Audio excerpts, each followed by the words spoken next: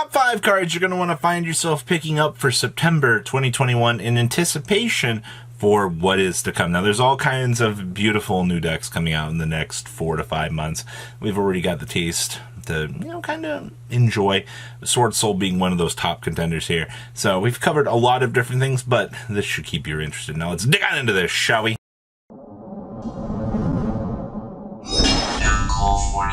38.4% of you just have not hit that subscribe button, so make sure you guys smash the 11 crowd subscribe button so we can get to 95,000, baby. So, number 1 on our list here is going to be number 97, Dragobleon. So, I've previously mentioned this card in the context of very early Sword Soul builds were starting to play this. Well, it would actually appear now that agents are starting to play this. So, what makes number so good is your opponent cannot target this card with card effects. Okay, well that's good straight off the bat there. You detach 1 material from this card, take 2 dragon number monsters with different names from your extra deck and or graveyard, except for Dragobleon, and then special summon one of them and attach the other to it as material.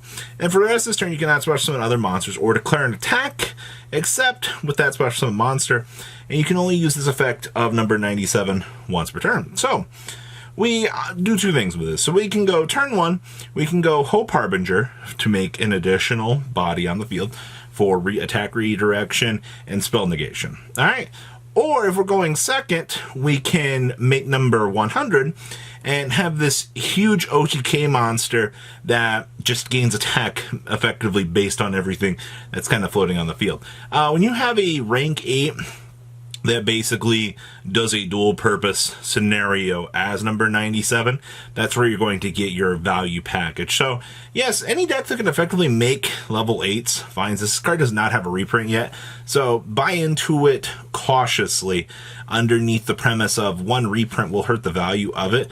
You also, with the package for this, you're probably going to need a Hope Harbinger and a number 100 dragon as well. So it's a mini package that basically with any rank 8 package, hi Grand Manju, you can effectively play and make what you need to do with those going second boards. Alright, so pretty straightforward stuff here.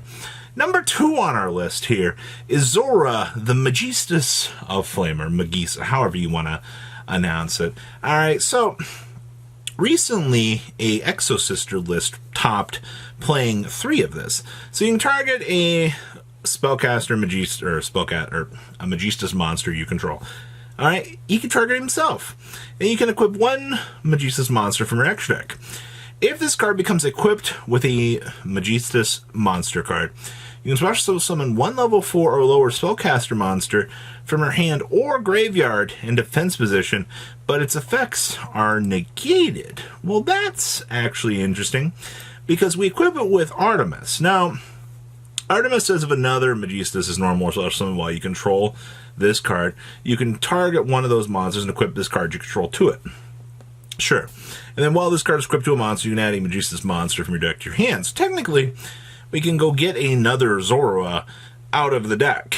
It's just, it stinks that ZORA can't special summon himself, but the fact that we're a rank 4 toolbox deck is where we really shine in that regard. Alright, so being able to just drop our big spellcaster girls onto the field so that we can capitalize and link climb up turn 1 for, because we're going to have to make these the hard way, unfortunately, which is going to be 2 level 4 monsters. ZORA really shines in that regard of, well, getting the extenders on the field.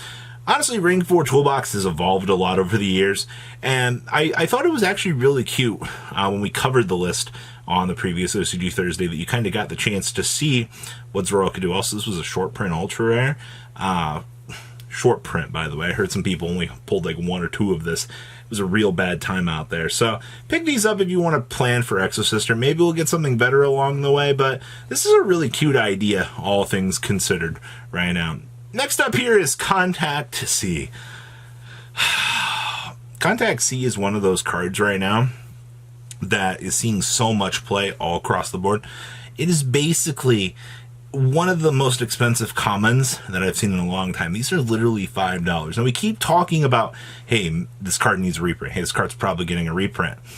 Until this card gets that fundamental reprint, it is going to continue to see play. Now, they are playing the C card that can search this in some decks as well. The one that you can special summon itself when a spell card that activates would special summon something to get for this.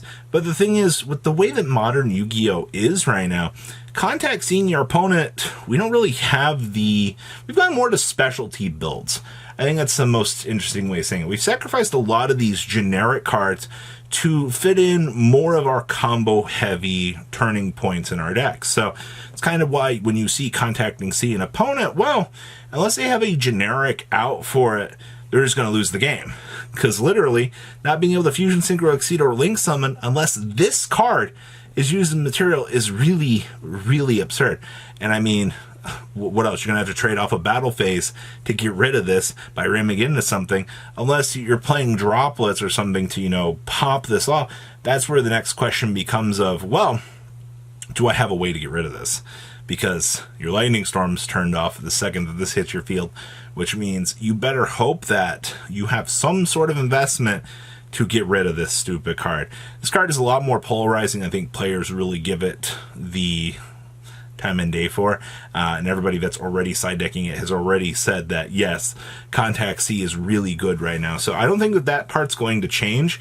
It's just, man oh man, the card gets more and more expensive as the days go, and it doesn't even have a freaking holo printing at this point in time. All right, next up is going to be things needed in the extra deck for Sword Soul. Now, Sword Soul will be coming out, early November. So this is going to encompass Baguska we'll start with here, and then we'll shift through some of the other ones. So Baguska is the rank 4 target that I've been noticing that countless builds have been playing because it's got that generic floodgate effect. Alright, basically being able to force everything to defense position to negate activated effect monsters, sure. Alright, that's where your value shines. I mean, hey, and I mean, being able to have access to Zeus is pretty freaking good as well. Alright, don't underestimate that, alright? Your trade-off is, hey, you get a generic floodgate monster while in defense mode. On the next turn, you can make a Zeus with this, or on the same turn, I mean, if you bring it out in attack mode, that's fine. A synchro spam deck having access to Zeus seems pretty good to me in the long run. And then, of course, the other things you're going to need for Sword Soul still pretty much include the same things of the Boxia, some builds are playing the Crimson Blader for the mirror match. I mean, Crimson Blading in the mirror is literal death to the deck. So, Yazis, alright, for rank 8. Ruddy Rose Dragon, you guys, it's basically the power toolbox cards that you think that you're going to need for the Synchro deck. Remember, we get Baroness 1 week before this set. Or, yeah, 1 week before you'll be able to even mess around with Sword Soul. But you just got to pick up Baroness. Baroness in this deck is literally going to be gassed to the floor. But for right now, as of September, planning to go ahead for this deck right now, I do think that Baguska is a very safe pickup, along with, Ruddy Rose. The Yang Zings for your power plays. It pretty much takes care of all of your toolboxing needs that you're going to need all kind of built into one box. And the last thing I want to talk about here is Collector's Rare Rivalry of the Warlords.